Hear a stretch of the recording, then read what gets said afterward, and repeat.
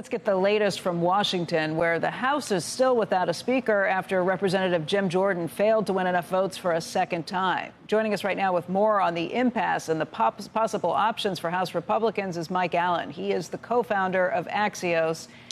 And Mike, I find myself running a little thin when I try and figure out what happens next. We saw the vote yesterday, and Jordan didn't make up some ground. He lost ground. He actually lost 22 votes the second time after 20 votes the first time. Kevin McCarthy was with us yesterday. He said, hey, just look to see if he shows improvement, because if he does, that means there's movement. He didn't. Now what? No, Becky, it's not just you. I can tell you that people in the Capitol don't see the end game. So often in a fight like this, you think you know where it's going. So we're day 16 without a House Speaker, and I think that number is going to go up. So there will be another vote probably this afternoon on Jim Jordan. You're exactly right. Losing votes, and our Capitol Hill team doesn't see a path for the Ohioan. But then where do we go? There may be a few other turns of the screw. Where it's most likely to wind up, if you're going to Vegas, you would look at Patrick McHenry of North Carolina, currently in the chair as the Speaker pro tem, and it's very possible that they're going to wind up extending his duties to the end of the year. Another wild card out there, you see some people wondering if there's a way that Kevin McCarthy winds up getting it back, but one of those two people is what most people at the Capitol that I talk to think it'll wind up with. Becky, real quick, Patrick McHenry is a very interesting Washington story. So his other hat is he's chairman of the House Financial Services Committee. He came into the House as kind of a bomb thrower, a firebrand in the Tom DeLay years. But he moved to what one person close to him described to me as a hardcore realist, learned financial services, and moved up.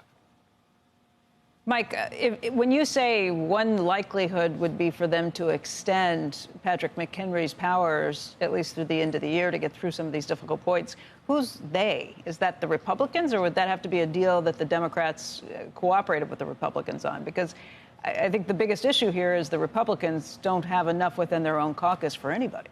No, you're exactly right about this. And this is essentially deciding not to choose.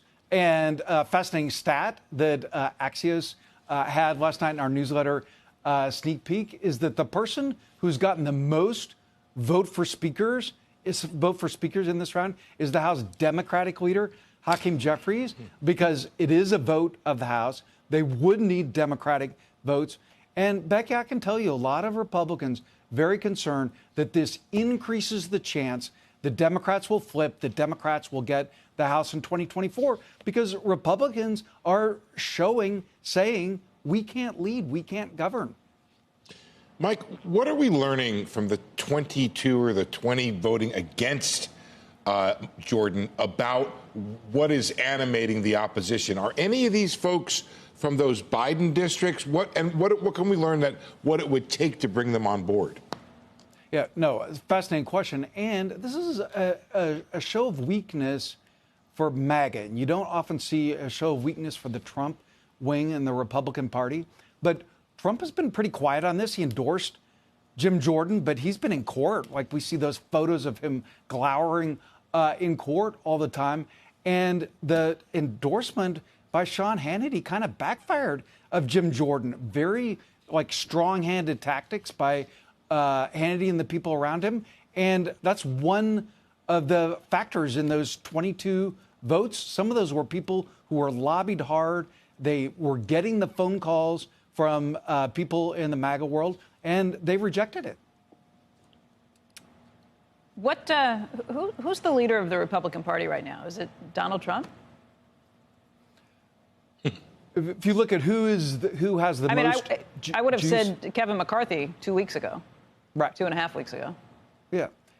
Who has the most juice? Donald Trump. On paper, you have Senator Mitch McConnell. You have Patrick McHenry. The fact that we can't instantly give the answer shows the party's problem. Your betting line in terms of when you think we will actually see a House Speaker? Is this something that has to happen by the end of this week? Or? No, a very good question. Like it should. Like at the top of the show, we've been talking about some of the massive issues that are facing the country. The president's Oval Office address at 8 p.m. He's going to unveil a new request for aid to Israel and Ukraine. But this is where the no end game comes into play. I talked to a lot of people in the Capitol, and they don't know, they can't give a time. Jim Jordan at the moment isn't giving up. There may even be a few other people who float their names. One of the twists this week has been names of members of Congress. The people who cover Congress didn't know were there, people we've never heard of, getting floated for Speaker. Some of them like that. So this may be going on. That's why it's the most likely end is deciding not to decide, leaving Patrick McHenry with a temporary gavel.